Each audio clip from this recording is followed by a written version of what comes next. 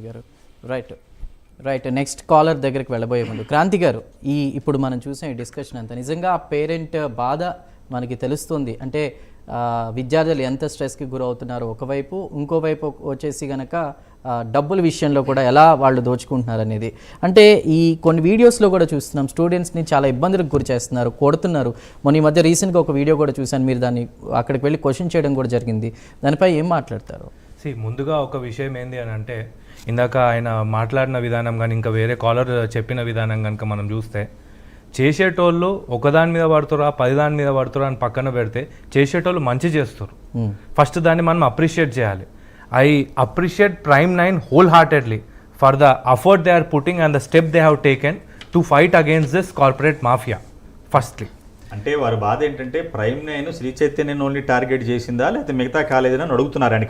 Corporate విద్యా సంస్థలు అంటే అన్ని వచ్చేస్తాయి కదా. కాబట్టి ఏంది అని అంటే ఆధారాలతో వాళ్ళు దొరికే ఆయనకు చెప్పేది ఏంది అని అంటే, ఇక్కడ మేమేం నారాయణకో లేకపోతే శ్రీ చైతన్యకో చుట్టాలం కాదు, వేసుకుంటే అందరిని ఒకటేసారి వేసుకుంటాం.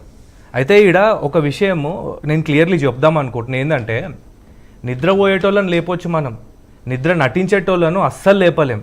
ఈ మాట నేను ప్రభుత్వాన్ని, ప్రతిపక్షాలను, అందరిని ఉద్దేశించి అంటున్నా. ఇక let me go to one episode which happened in the assembly. Revanth Reddy గారు ఆయన జైల్లో అనుభవించినటువంటి ఆ వ్యధ గురించి అసెంబ్లీలో మాట్లాడారు, మండలిలో చెప్పారు. మండలిలో చెప్పినట్టున్నారు. సో అక్కడ ఆయన బాధలో కొన్ని మాటలు మాట్లాడారు అనమాట. అందులో ముఖ్యంగా ఫస్ట్ థింగ్ ఏంటంటే, ఆయన 16 రోజులు మాత్రమే జైల్లో ఉన్నారు. చాలా దట్స్ అన్ఫార్చునేట్ థింగ్.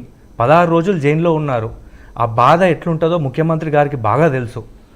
ఒక్కసారి 2 ఏళ్ళు ఆ జైలు కంటే నరకంలాగుండే ఈ నారాయణ శ్రీ చైతన్య హాస్టళ్లలో ఉండమని నేను ఆయనను రిక్వెస్ట్ చేస్తున్నాను. ఎందుకంటే 12/7 ఫీట్ ఉన్న రూమ్లో నన్ను ఈ రకంగా హింసించారు అని చెప్పేసి పైన బల్లులు 20-30 బల్లులు పురుగుల కోసం తిరుగుతుంటే నాకు నిద్ర పట్టలేదని చెప్పేసి ఆయన అన్నారు. ఆ పురుగులు అన్నంలో పడితే ఆ అన్నం తిని ఫుడ్ పాయిజన్ అయ్యి హాస్పిటల్ పాలైన శ్రీ చైతన్య నారాయణ విద్యార్థుల వ్యధ గురించి ఒక్కసారి పట్టించుకోమని చెప్పేసి నేను ఆయనను మనస్ఫూర్తిగా రిక్వెస్ట్ చేస్తున్నాను.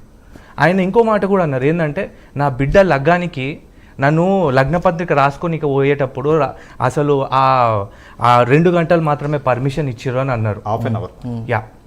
సో ఒక్కసారి ఆలోచించండి. నా దగ్గరకు ఒక స్టూడెంట్ వచ్చిండు, ఇదే చైతన్య నారాయణలో చదివే స్టూడెంట్ వచ్చి, అన్న మా నాన్నగారు చనిపోయారు అన్న, నేను ఫస్ట్ ఇయర్లో ఉన్నప్పుడు ఆ ఏడాది మాసికం పెడతారు కదా, దానికి పొయ్యి వస్తా అంటే పర్మిషన్ ఇవ్వలేరన్నా, నాకు ఏమన్నాలో అర్థం కాలేదన్నా అని చెప్పేసి ఆ స్టూడెంట్ బాధతో చెప్తుంటే నాకు మొన్న ముఖ్యమంత్రి గారు అన్న మాటలు గుర్తొస్తున్నాయి.